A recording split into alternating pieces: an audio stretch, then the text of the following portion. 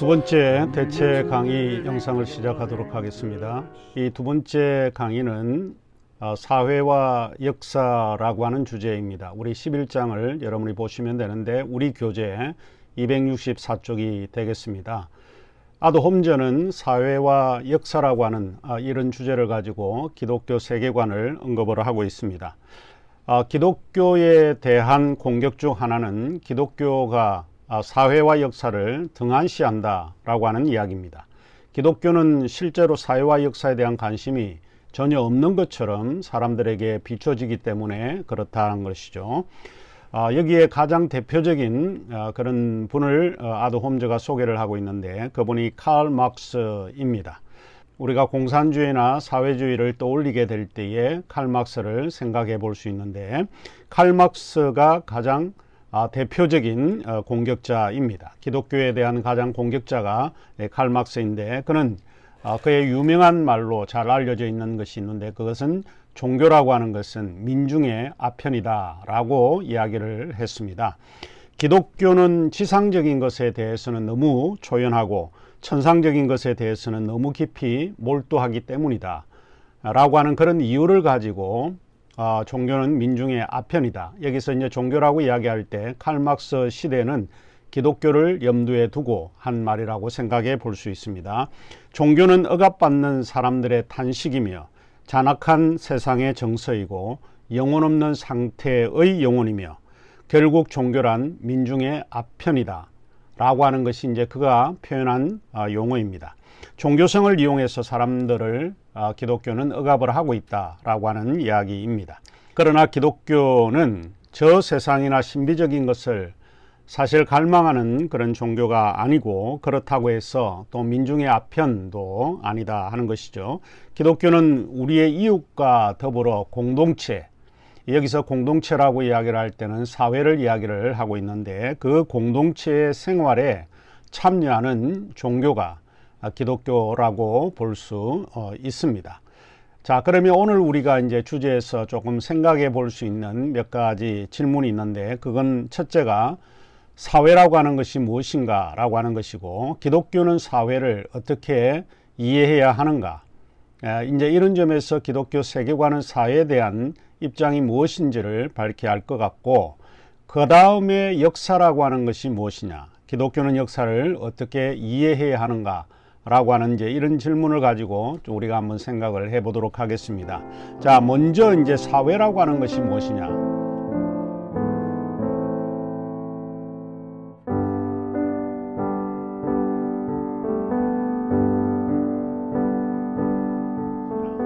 사회는 매우 포괄적인 개념으로 사용되어지고 있지만은 대체로 사회는 집단이나 공동체의 의미로 사용되어지고 있습니다. 이를테면 한국 사회, 미국 사회, 지역 사회, 동물 사회, 원시 사회, 봉건 사회, 근대 사회, 또 우리가 이제 종교를 이루고 있는 종교 집단과 같은 종교 사회, 이런 의미로 일종의 집단이나 공동체의 의미로 사용되어지고 있습니다. 사회는 공통의 관심과 신념에 따라 사회 성격을 정치, 문화, 종교 등으로 분류하고 또 규정을 하고 있습니다.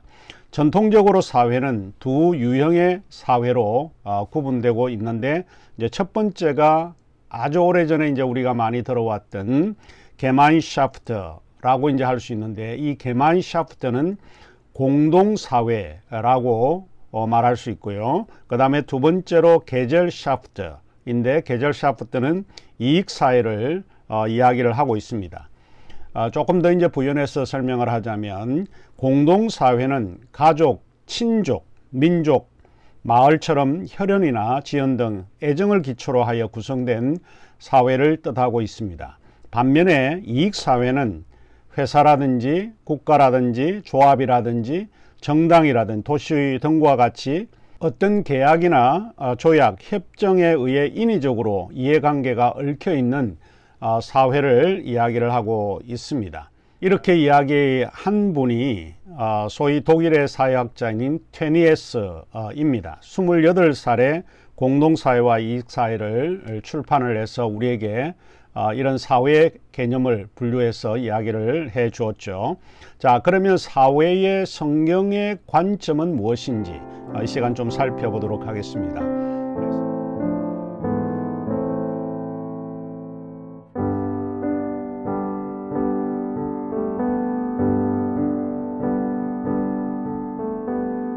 성경의 사회적 개념은 하나님의 나라, The Kingdom of God에서 그 범위를 우리가 이해해 볼 수 있습니다. 이제 구약은 하나님의 나라를 삶의 모든 측면으로 이해하고 있습니다. 개인의 행동이라든지 사회 상태, 또 그리고 사회 제도 등과 같은 것은 우리의 일상의 삶의 측면에서 이해하고 있다라고 하는 것이죠. 구약은 사회 제도에 대해서 정의의 관점에서 이해하고 있습니다. 또 신약은 예수님을 통해 가정 문제라든지 경제 문제라든지 교회 문제를 사회로 이해를 하고 있습니다. 예수님은 평화라고 할 때 그 살롬의 개념을 통해서 사람들의 삶을 축복해 주셨던 것을 우리가 기억합니다. 이런 점에서 이제 성경은 사회를 단순히 개인으로서의 의미가 아니라 사회적 제도로서 구성되어진다라고 하는 것을 우리에게 가르쳐 주고 있습니다. 그렇다라고 하면 이제 기독교는 사회를 어떻게 이해할 건가 하는 이야기입니다. 몇 가지 이제 여러분에게 이 교재를 통해서 말씀을 드리고자 하는 것은 이제 첫 번째 기독교 세계관은 극단적 개인주의를 배격하고 있습니다. 이 극단적 개인주의, 인디비주얼리즘을 주장하는데 이유는 개인주의는 자기중심적이고 하나님의 의도에서 벗어난 사고이기 때문에 그렇습니다. 그 다음에 기독교 세계관은 자기 일에 충실하는 개인주의를 배격하는 것은 사실은 아닙니다. 그러니까 오해하지 마셔야 되는데 기독교는 일반적으로 개인주의를 배격하는 것이 아니라 극단적 개인주의를 배격한다 라고 하는 이야기입니다. 그래서 기독교는 극단적 개인주의, 모든 인간은 개인주의적인 성향을 가지고 있기 때문에 그런 것을 배격하는 것이 아니라 너무 과한 극단적 개인주의를 배격하고 있습니다. 여기서 아도 홈즈는 극단적 개인주의를 이야기를 할 때 나르시즘을 이야기를 합니다. 나르시시즘이라고 하기도 하고 나르시즘이라고 하는데 오늘 저는 이제 나르시즘이라고 이야기를 하겠습니다. 나르시즘은 자기의 소위 셀프 러브를 이야기를 하고 있는데 다르게 표현하자면 자기 도취증이라고 하는 일종의 질병의 형태를 이야기를 합니다. 나르시즘은 그리스 신화에 등장하는 나르키소스에서 유래한 것으로 이해를 하고 있습니다. 나르시즘은 심리학에서는 일종의 인격 발달 장애로 이해를 하고 있고요. 나르키소스라고 하는 이 단어는 잠이라고 하는 것 또는 무감각이라고 하는 원래 의미를 가지고 있습니다. 지금 여러분에게 보여주는 이 그림이 소위 나르시즘, 나르키소스입니다. 잠시 설명을 해드리면 나르시즘은 나르키소스에서 유래된 잠 또는 무감각을 의미한다라고 말씀을 드렸고 그리스 신화에 아메이니아스라는 청년이 나르키소스를 사랑하였지만 나르키소스는 그에게 매정하게 대했습니다. 한 번은 나르키소스가 아메이니아스에게 칼을 선물을 했는데 아메이니아스는 나르키소스의 집 앞에서 그 칼로 자살을 하면서 나르키소스가 짝사랑의 고통을 알게 되길 빌었던 것이죠. 뒷날 나르키소스는 연못에 비친 자신의 모습을 사랑하게 되었는데 입맞춤을 하려 하다가 그것이 자기 자신의 반사된 모습인 것을 이제 알아차리게 되는 거죠. 그래서 그는 슬픔에 빠져 칼로 자살을 했다라고 하는 것이 이제 그리스 신화의 이야기입니다. 이 신화에서 나르시즘이 자기애 또는 자기 도취증으로 이해되어지고 있습니다. 우리 성경에 보면은 빌립보서 2장 3절과 4절에 이런 이야기가 등장을 하고 있는데 아무 일에든지 다툼이나 허영으로 하지 말고 오직 겸손한 마음으로 각각 자기보다 남을 낮게 여기고 각각 자기 일을 돌아볼 뿐더러 또한 각각 다른 사람의 일을 돌아보아 나의 기쁨을 충만하게 하라. 이런 성경 구절이 나오게 됩니다. 이 기독교는 극단적 이기주의를 배격합니다. 그리고 자기 일을 돌아보아야 합니다. 그리고 다른 사람들의 일을 돌아보아야 한다는 거예요. 사도 바울은 우리에게 두 가지를 명확하게 이야기를 하고 있는데, 우리 그리스도인들은 내 일에 대해서 충실해야 합니다. 그러면서 동시에 다른 사람의 일에 대해서도 관심을 갖고 의무를 다해야 된다라고 이야기를 합니다. 한 개만 이야기를 할 때 그것은 극단적 이기주의, 내 일만, 내 자기 도취에 빠져 자기 일만 사랑하는 사람은 개인주의입니다. 그거는 극단적 개인주의인데, 그러나 기독교 세계관은 나의 일을 돌아볼 뿐만 아니고 다른 사람들의 일도 돌아보라 라고 하는 것을 가르치고 있습니다. 그리고 빌립보서 2장 14절에서 15절에도 이와 유사한 이야기를 가지고 극단적 이기주의를 배척하기를 우리에게 바라고 있는 구절이 나옵니다. 빌립보서 2장 14절에 15절은 이렇게 이야기를 하고 있습니다. 모든 일을 원망과 시비가 없이 하라. 이는 너희가 흠이 없고 순전하여 어그러지고 거스리는 세대 가운데서 하나님의 흠없는 자녀로 세상에서 그들 가운데 빛으로 나타내며, 이렇게 되어 있죠. 여기서 우리가 하나 주목해야 될 그 구절이 모든 일을 원망과 시비가 없이 하라. 많은 사람들이 오해하는 것 가운데 하나가, 사람들이 여러분에게 불평하고 불만하고 원망을 할 때에 참으라고 하는 그런 뜻이 아닙니다. 이 말의 의미는 내가 어떤 일을 할 때에 사람들에게 원망과 시비가 없이 일을 잘해라 라고 하는 겁니다. 내가 들어감으로 사람들에게 분란을 일으키고 원망을 일으키고 불만을 만들게 된다라고 하는 것은 그거는 성서적인 것이 아닙니다. 그래서 모든 일을 여러분이 다른 사람들에게 보일 때에 원망과 시비가 없는 일을 하라라고 이야기를 합니다. 이유는 순전하여 어그러지고 거스리는 세대 가운데 하나님의 빛의 자녀가 되기 때문에 그렇다라고 이야기를 하고 있는 이야기입니다. 그리고 에베소서 6장 5절과 6절에서도 우리 성경에서는 극단적 이기주의를 배격하고 자기 일에 대해서는 충실하라고 하는 것을 이야기를 합니다. 에베소서 6장 5절 6절은 이렇게 이야기를 하고 있는데요.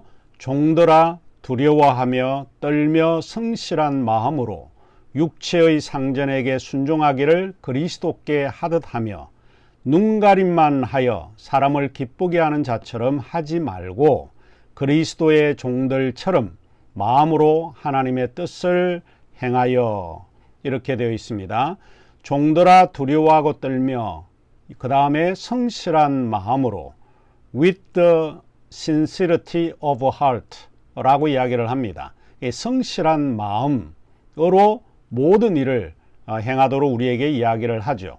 그리고 눈가림만 하여 라고 할 때 when their eye is on you, 눈가림만 해서 사람을 기쁘게 하는 자가 되어서는 안 됩니다. 하나님 앞에서 우리가 코람데오라고 하는 말을 많이 사용을 하고 있는데, 하나님 앞에서 정직하게 성실하게 우리에게 주어진 일을 다해야 하는 것입니다. 그러므로 우리는 우리 개인을 위해서도 일을 열심히 해야 될 뿐만 아니라 다른 사람들의 일을 위해서도 책임을 다하는 그런 그리스도인이 되어야 한다라고 하는 것입니다. 기독교 세계관은 이제 그런 점에서 극단적 개인주의를 배격합니다.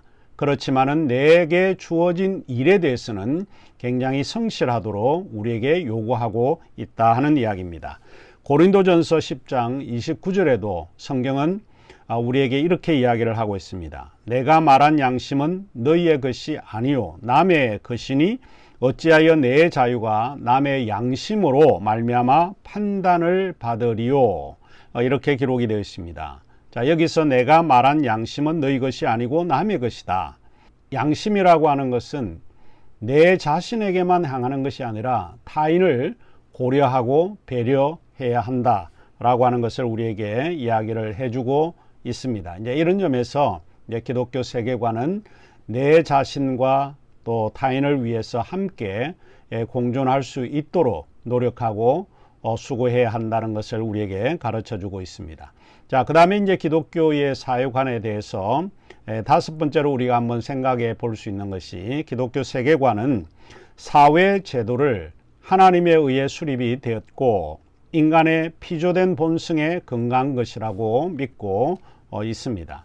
하나님이 제정하신 사회 제도는 우리가 생각해 볼 때 크게 네 가지로 이해해 볼 수 있습니다. 사회 제도는 이제 특별히 가정이라든지 정부라든지 노동이라든지 교회입니다.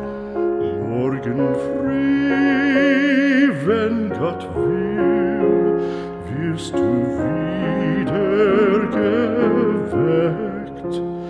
Morgen früh, wenn Gott will. 이 네 가지가 하나님이 설립하신 사회 제도입니다. 가정, 정부, 노동, 교회.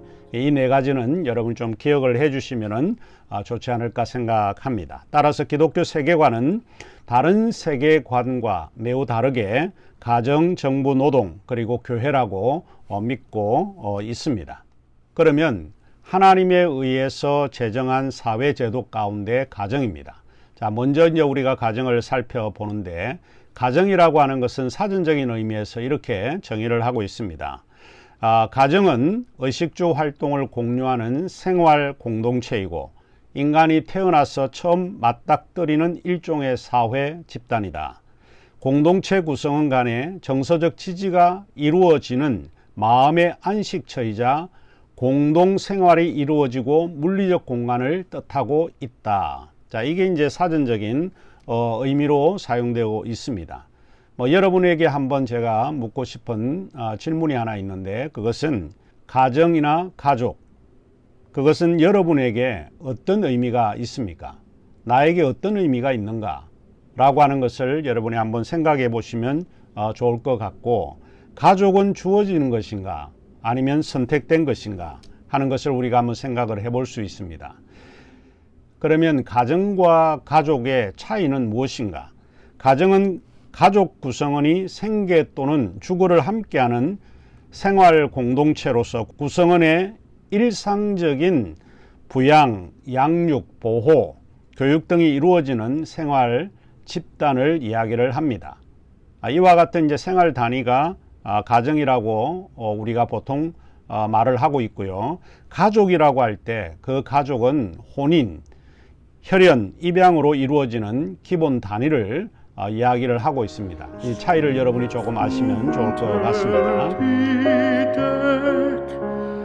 Morgen früh, wenn Gott will, wirst du wieder. 자, 우리가 알듯이 2015년 5월 18일 이 국회에서 사랑이 법이 제정이 된 거 우리가 다 압니다. 사랑이 법이라고 하는 이 법은 엄마는 사라졌고 홀로 아이를 키우는 아빠들 이야기입니다. 아이들은 태어나면서부터 없는 존재가 되죠. 출생신고를 못합니다. 눈앞에 있으나 법적으로 없는 아이와 아빠는 수많은 고통을 겪고 있습니다. 아빠는 포기하지 않습니다. 아빠는 출생신고를 할 수 없기 때문에 그렇습니다. 그 세상에서 제일 따뜻한 아빠의 품 안에서 아이가 행복하게 자라기를 바라기 때문에 소위 이제 2015년 5월 18일 사랑이법이 이제 제정이 된 것이죠. 그래서 하나님에 의해 제정된 사회제도에서 이 가정을 우리 기독교 세계관은 다시 한 번 더 생각을 해 보아야 될 것 같습니다. 이제 가족의 개념 자체가 급격하게 변하고 있습니다. 지금은 비혼 동거인, 결혼을 하지 않고 동거하는 가정들이 늘어나고 있고, 위탁 가족을 인정하는 이와 같은 이제 문제들로 인해서 이제 가족 개념이 상당히 많이 이제 변하고 있는 것이죠. 그리고 가족 개념은 세대별과 성별에 따라 다르게 수용되고 있습니다. 이제 최근 가족의 유형이 다양하게 바뀌고 있는데, 우리가 이제 예를 든다라고 하면 양부모 가족, 한부모 가족, 입양 가족, 다문화 가족, 공동체 가족, 이렇게 이제 다양한 이제 가족의 유형이 우리 사회에서 형성이 되어지고 있고, 또 그러한 가족의 개념들이 변화되고 있다라고 볼 수 있죠. 법적인 혼인 관계와 혈연이 아니더라도 우리가 이제 가족이라고 부를 수 있는가 하는 것이 이제 사회에 이제 많은 이제 문제를 이야기를 하고 있는 내용이죠. 자, 여기에서 이제 다시 우리가 성경으로 돌아와서 가정의 기원은 하나님에 의해서 제정된 것이라 하는 것입니다. 결국 가정은 하나님에 의해 제정된 것에서 이제 출발을 하고 있습니다. 우리가 잘 알고 있는 창세기 1장 26절에서 29절을 보면 우리가 이 사실을 잘 알 수 있는데, 하나님이 이르시되 우리의 형상을 따라 우리의 모양대로 우리가 사람을 만들고 그들로 바다의 물고기와 바다의 새와 가축과 온 땅과 땅에 기는 모든 것을 다스리게 하자 하시고, 하나님이 자기 형상 곧 하나님의 형상대로 사람을 창조하시되 남자와 여자를 창조하시고, 하나님이 그들에게 복을 주시며 하나님이 그들에게 이르시되 생육하고 번성하여 땅에 충만하라. 땅을 정복하라. 바다의 물고기와 하늘의 새와 땅에 움직이는 모든 생물을 다스리라 하시니라. 하나님이 이르시되 내가 온 지면에 씨 맺는 모든 채소와 씨 가진 열매 맺는 모든 나무를 너희에게 주노니 너희의 먹을 거리가 되리라. 우리가 이제 창세기 1장 요 26절 에서 29절을 통해서 가정이라고 하는 것은 하나님에 의해서 제정되었고 가정의 기원은 결국 하나님이시다라고 믿고 있습니다. 그 다음에 에베소서 5장 31절에 보면 그러므로 사람이 부모를 떠나 그의 아내와 합하여 그 둘이 한 육체가 될 것이다. 이제 가정의 시작을 에베소서 5장 31절은 이야기를 하고 있죠. 이제 이런 점에서 가정이라고 이제 우리가 보통 이야기할 때 그 가정은 전인격적 연합 관계다라고 하는 것을 이해해 볼 수 있습니다. 우리가 생각해 볼 때에 이제 기독교 세계관의 가정관하고 다른 어떤 종교의 세계관하고 굉장히 큰 차이가 있다라고 하는 것을 여러분이 인지하시면은 좋을 듯 싶습니다. 이제 기독교 세계관의 가정은 비근한 예를 든다라고 하면 유교의 가정관과 크게 다릅니다. 유교의 가정관은 부부 유별을 강조하기 때문에 그렇습니다. 부부 유별은 오륜의 하나로서 부부 간에는 엄격히 지켜야 할 일륜의 구분이 있다라고 하는 것을 이야기를 하고 있기 때문에 결국에는 이제 기독교 세계관에서 바라보는 가정과 유교에서 바라보는 가정이 완전히 다르다라고 하는 것을 이해해 볼 수 있습니다. 기독교 세계관의 가정은 부모에게는 공경해야 하고 또 자녀에게는 인격적으로 대해야 한다라고 하는 것을 가르치고, 아내는 남편에게 복종하기를 가르치고, 그리고 남편은 아내를 복종한다라고 해서 노예로 취급하거나 이제 그렇게 하는 것이 아니고, 남편은 아내를 사랑해야 한다라고 하는 것을 우리에게 가르쳐 주고 있습니다. 에베소서 6장 1절에서 4절에 보면 자녀들아 주 안에서 너희 부모에게 순종하라. 이것이 옳으니라. 네 아버지와 어머니를 공경하라. 이것은 약속이 있는 첫 계명이나 이로써 네가 잘되고 장수하리라. 또 아비들아 너희 자녀를 노엽게 하지 말고 오직 주의 교훈과 훈계로 양육하라. 이렇게 가르치고 있습니다. 에베소서 5장 22절 그리고 25절에도 유사하게 이렇게 이야기를 하고 있는데, 아내들이여 자기 남편에게 복종하기를 죽게 하듯 하라. 그리고 25절에는 남편들아 아내 사랑하기를 그리스도께서 교회를 사랑하시고 그 교회를 위하여 자신을 주심같이 하라. 이렇게 기록이 되어 있습니다. 그래서 기독교 세계관은 가정을 하나님과의 관계에서 출발하고 있다 하는 것을 기억하시면 되겠습니다. 자, 오늘은 두 번째 대체 강의는 여기서 마치도록 하겠습니다. 우리 수업 시간에 우리 다시 뵙도록 하겠습니다. 감사합니다.